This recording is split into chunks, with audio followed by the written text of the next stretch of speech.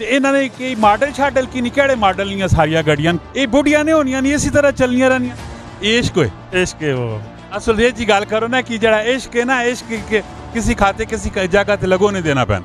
बिल्कुल इसी तरह गला करसा खरिया साहब सचिया ते सुचिया। अस्सलाम वालेकुम, मेरा नाम है कामरान अहमद। आपको तो पता है रोज़ाना नई नई वीडियो के साथ आपके पास हाजिर होते रहता हूँ जी। अभी मैं इस टाइम मौजूद हूँ टेक्सला शहर अड्डे के ऊपर, और यहाँ पे अक्सर देखने को मिलता है, अक्सर यहाँ से मेरा तो पुराने फोर्ड वैगन यहाँ पे खड़ी होती हैं।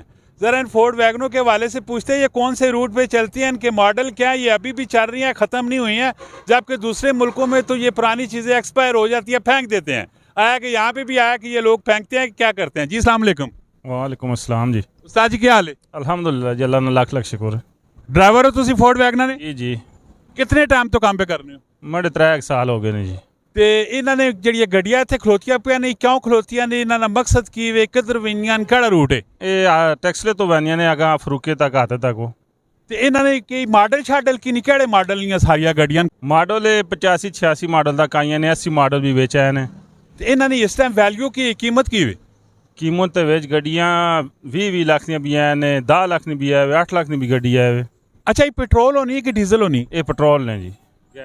ਇਹ ਵਾਲੀ ਸਾਰੀ ਜਿਹੜਾ ਇਸ ਨਾਲ ਜਿਹੜਾ ਰੁਝਾਨ ਹੈ ਇਸ ਗੱਡੀ ਨਾਲ, ਇਹ ਤੇ ਅਜ਼ਰੂ ਵਾਲੀ ਸਾਈਡ 'ਚ, ਅਟਕ ਵਾਲੀ ਸਾਈਡ 'ਚ ਤੇ ਇੱਧਰ ਤੇ ਪਹਿਲੀ ਦਫਾ ਵੇਖਣੇ ਪੈਣੇ ਜਾਂ ਪਹਿਲੇ ਨੇ ਅਸਾਂ ਹੀ ਨੇ ਵੇਖਿਆ? ਉਹ ਨਹੀਂ ਜੀ, ਇੱਥੇ ਤੇ ਬਹੁਤ ਵੱਡਾ ਟਾਈਮ ਹੋ ਗਿਆ ਨੇ ਜੀ, ਤਕਰੀਬਨ 30-35 ਸਾਲ ਤੋਂ ਇੱਥੇ ਚੱਲਦੀਆਂ ਨੇ ਪਈਆਂ। ਇਹ ਬੁੱਢੀਆਂ ਨੇ ਹੋਣੀਆਂ ਨਹੀਂ, ਇਸੇ ਤਰ੍ਹਾਂ ਚੱਲਣੀਆਂ ਰਹਿਣੀਆਂ।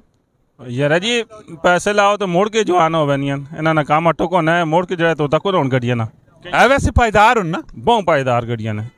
ਤੇ ਇਸ ਦੇ ਵਿੱਚ ਕਿੰਨੀਆਂ ਕੁ ਸਵਾਰੀਆਂ, ਕਿੰਨੀਆਂ ਕੁਝ ਬਹਿ ਰਹੀਆਂ? ਸਵਾਰੀਆਂ ਇਸ 14 ਸਵਾਰੀਆਂ ਪੈਣੀਆਂ ਜੀ, ਖੁੱਲੀਆਂ ਡੁੱਲੀਆਂ। ਤੇ ਹੁਣ ਓਵਰਆਲ ਡੀਜ਼ਲ ਪੈਟਰੋਲ ਸ਼ੋਲ ਇਹਨਾਂ ਚੀਜ਼ਾਂ ਤੇ ਕਾਫੀ ਮਹਿੰਗਾ ਹੋਇਆ ਪਿਆ, ਤੇ ਦਿਹਾੜ ਛਾੜ ਕੱਢਣੀਆਂ ਹੀ ਗੱਡੀ ਦਿਹਾੜ ਬਸ ਗੁਜ਼ਾਰਾ ਹੋਵੇ ਨੇ। ਤਕਰੀਬਨ ਕਿੰਨੀ ਕੁ ਦਿਹਾੜ ਬਚ ਹੋਣੀ? 1592 ਨਹੀਂ ਗੱਡੀ ਹੈ ਕਿਤਨਾ ਨਹੀਂ, 20-22 ਲੱਖ ਰੁਪਏ ਨਹੀਂ, 15 ਲੱਖ ਰੁਪਏ ਨਹੀਂ ਗੱਡੀ, ਤੇ 1500 ਰੁਪਏ ਬਚਣਾ ਬਹੁਤ ਵੱਡਾ ਕੋਈ ਮੇਰੇ ਹਾਲ ਤੇ ਗੱਲਾਂ ਮੈਚ ਨਹੀਂ ਪਿਆਉਣੀਆਂ। ਨਹੀਂ ਜੀ, ਇਹ ਕੁਝ ਨਹੀਂ ਇੱਥੇ ਕੰਮ ਹੀ ਕੁਝ ਰਕਸ਼ੇ ਨਹੀਂ ਮਾਰ ਸਭ ਤੋਂ ਜ਼ਿਆਦਾ। ਭਾਈ ਗੱਡੀ 1000-1200-1500 ਬਚਣਾ ਜਾਂ ਡਰਾਈਵਰ? ਯਾਰ ਜੀ ਡਰਾਈਵਰਾਂ ਵਿੱਚ 700-800 ਬਾਜਵਾ ਇਹਨਾਂ ਨੇ, ਤੇ ਮਾਲਕਾਂ ਵੀ 700-800 ਬਾਜਵਾ ਇਹਨਾਂ ਨੇ। 700-800 ਜਲਾਲਾ ਇਸ ਟਾਈਮ ਵਿੱਚ ਇਸ ਦੌਰ ਵਿੱਚ ਕਿੱਥੇ ਗੁਜ਼ਰ ਬਸਰ ਹੋਣਾ ਹੈ, ਕੀ ਪੇ ਕਰਨੇ ਹੋ, ਕੀ ਪੇ ਬਣਾਣੇ ਹੋ? ਹੁਣ ਤੇ 700-800 ਰੁਪਏ ਨਾਲ ਕੀ ਨਿਜ਼ਾਮ ਚੱਲਣਾ? ਨਿਜ਼ਾਮ ਤਾਂ ਨਹੀਂ ਚੱਲਣਾ, ਪਰ ਹੁਣ ਕੀ ਕਰਾਂ, ਮਜਬੂਰ ਹਨ। ਹੋਰ ਕੋਈ ਕੰਮ? ਹੋਰ ਕੰਮ ਇਹਨਾਂ ਕੋਲ ਹੋਣਾ ਕੋਈ ਨਹੀਂ, ਵੈਗਨਾ ਛੋੜ ਨਹੀਂ ਸਕਨੇ। ਇਸ਼ਕ ਹੋਏ, ਇਸ਼ਕ ਹੈ ਉਹ। ਅਸਲ ਇਹ ਜੀ ਗੱਲ ਕਰੋ ਨਾ ਕਿ ਜਿਹੜਾ ਇਸ਼ਕ ਹੈ ਨਾ, ਇਸ਼ਕ ਕਿਸੇ ਖਾਤੇ ਕਿਸੇ ਜਗ੍ਹਾ ਤੇ लगो नहीं देना पैना। बिल्कुल इसी तरह ਤੇ ਤੁਸਾਂ ਨੇ ਇੱਥੋਂ ਜਿਹੜਾ ਰੂਟ ਹੈ ਕਿਹੜੀ ਜਗ੍ਹਾ ਵੇਚਣੇ ਕਿੱਥੇ ਹੋ? ਅਸੀਂ ਫਰੂਕੀਆ ਤੱਕ ਬੈਨੇ ਆ ਜੀ। ਤੇ ਦਿਹਾੜੀ ਕਿੰਨੇ ਕੁਝ ਫੇਰੇ ਲੱਗਣੇ? ਦਿਹਾੜੀ ਲੱਗਣੇ ਨੇ 3 ਫੇਰੇ 4 ਫੇਰੇ। 3-4 ਫੇਰੇ ਜੀ ਜੀ। ਤੇ ਇਸ ਦੇ ਵਿੱਚ ਹੀ ਤੁਸਾਂ ਦਾ ਨਿਜ਼ਾਮ ਪਿਆ ਚੱਲਣਾ? ਅੱਲਾ ਕਰਨਾ ਜੀ, ਨਿਜ਼ਾਮ ਚੱਲਦਾ ਪਿਆ।